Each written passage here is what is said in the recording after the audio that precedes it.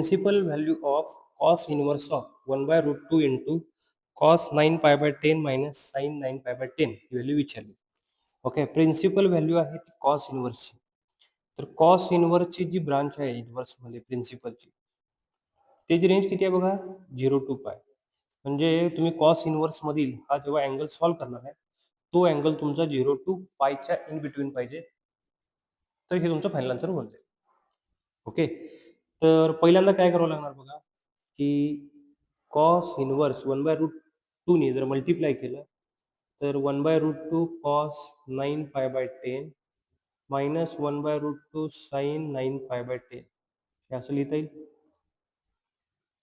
आता 1 by root 2 म्हणजे cos pi by 4 into cos 9 pi by 10 आणि 1 बाय रूट 2 च्या ठिकाणी आता या ठिकाणी लिहू आपण साइन पाय by 4 sign 9 pi by 10. Okay, आता हे लिहिल्यानंतर काय होईल बघा, की cos A cos B minus sine A sine B that is cos of A plus B formula इथे जनरेट होईल. तो फॉर्म्युला यूज करूया. तर cos inverse of cos pi by 4 plus 9 pi by 10. Okay, cos inverse of cos याचा LCM बघा 20 येईल, 5 पाय plus 2 पाय. ओके, म्हणजे राहिलं किती बघा, सिम्प्लिफिकेशन बघा जरा थोडंसं, सॉरी इथं 18 येईल ना, ही जी व्हॅल्यू आहे ही 18 येणार, 9 टू जा 18, 18 पाय कॉस इन्व्हर्स ऑफ कॉस 23 पाय अपॉन 20. ओके, आता जर पटकन तुम्ही कॉस इन्व्हर्स कॉस कॅन्सल केला तर 23 पाय अपॉन 20 येईल. ओके, कॅन्सल करायच्या अगोदर कॉस इन्व्हर्सची जी रेंज आहे ती 0 टू पाय आहे. मग 23 पाय अपॉन 20 केलं आपण तर हे 2 पाय समथिंग येईल ना, 2 पायपेक्षा ग्रेटर येणार व्हॅल्यू. ओके, 2 पॉईंट समथिंग काहीतरी, म्हणजे व्हॅल्यू जास्त जी आहे ती येऊन जाईल, म्हणजे पायच्या आउट ऑफ रेंज होऊन जाईल, पुढे येऊन जाईल. त्यामुळे डायरेक्ट तर कॉस तुमचा इथे कॅन्सल होणार नाही, त्याला तुम्हाला या आतल्या व्हॅल्यूला त्याच्या ब्रांचमध्ये आणलं पाहिजे. आतली व्हॅल्यू पॉझिटिव्ह आहे अँगलमध्ये.